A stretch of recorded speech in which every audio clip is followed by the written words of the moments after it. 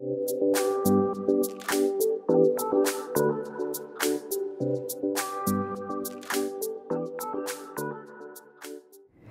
are 7 key decisions that those who are really serious about their personal and professional growth make.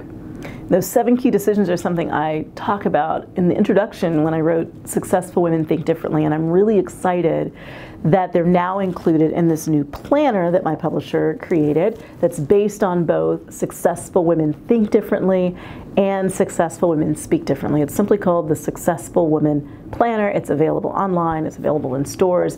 But what I'm going to do over these next 7 video messages is I'm going to talk about these 7 key decisions one at a time. And I'm going to ask you a powerful question, or PQ, that helps you to make that decision and declaration for yourself. So let's start with the very first one. The very first is this simple declaration, and it's powerful. I focus on solutions, not problems. I focus on solutions, not problems. So think about it for a moment. What problem most frustrates you right now?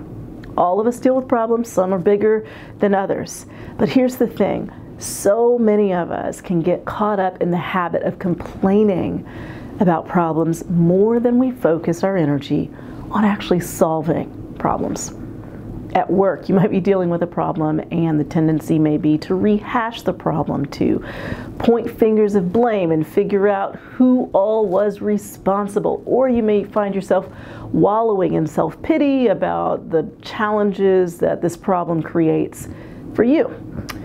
If it's at home, in your personal life, you might find yourself blaming and giving a hard time to the person who's created the problem.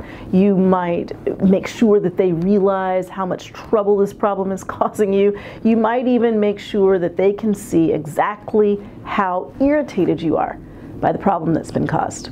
But none of that changes the problem. Here's what changes the problem. When you decide to ask yourself this very simple, powerful question, this PQ.